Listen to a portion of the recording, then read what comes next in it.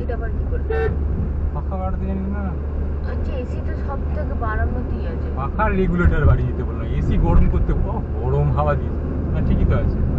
আমি AC তো পাখার সব হাওয়া বললাম। সেটাই তো